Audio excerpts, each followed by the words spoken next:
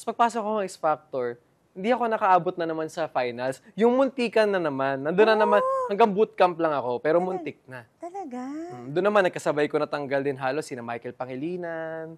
Basta nakakasabay ko yung mga nagkakapangalan din after. Oh. Tapos na nangyari, sabi ko, ayoko na. Magkikwit na ako, mag-aaral ako. Kasi 4th year college na ako sa San Beda, Alabang. Okay. So, nag-enroll ako. May girlfriend ako noon. So, anong nangyari, sinundo ko siya sa ABS once. Kasi nag-audition siya mag-extra sa soap ni Piolo Pascual noon. So, anong nangyari? So, nagtuloy-tuloy ito mag-artista tong ex mo na to? Hindi ko alam. Parang hindi. Napunta siya sa somewhere, pero parang hindi ko alam kung na-pursue niya. So hindi ka na-updated? Hindi na kami ganun ka-updated. Okay. Parang iba na yung career niya. So, anong nangyari? Sinundo ko siya sa ABS. So, sinundo ko siya. Nakita ko ng mga coordinator. Very casual. Na parang, pag-audition niyo din yung boyfriend niyan na mag-extra sa Apoy sa Dagat as seaman. Apoy sa Dagat? Kaninong ano nga to? Hindi ko alam. Kay Dieter ba yan o something? Okay. So, pinag-audition nila ako as seaman. Medyo bata-bata pa ako, teenager. Hindi ako nakapasok. Pero after 2 weeks, I got a call dun nga sa nag-handle dun sa ex ko. Sabi niya, kailangan ng kaibigan ni Jerome Ponce, anak ni Sir Chief. Sa Be Careful With My Heart. Kaklase lang. Kailangan lang ng kaklase na ganito, ganyan. May parang konting lines. Okay. Ako yung nakuha. Okay. So, anong nangyari nun? Pupunta ako nun sa set. More on, kasama lang niya ako naglalakad.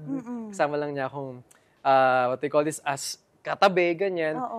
Nakita daw yung boss ng Be Careful ng potential sa akin.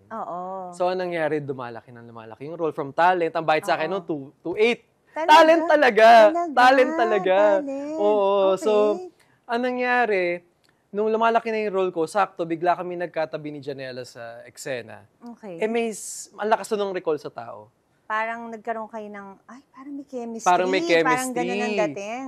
So, ang nangyari, kahit wala pang balak magka-love team yung role niya, dahil bata pa masyado, nagkaroon tuloy bigla ng love team, tapos sobrang lumakas yung love team namin. Kami na yung parang secondary love team kina Sir Chief at Jody. Sa teens, parang kami. Oo, totoo. Ayun na, hanggang sa binigay na ako sa Star Magic, kasi wala akong manager.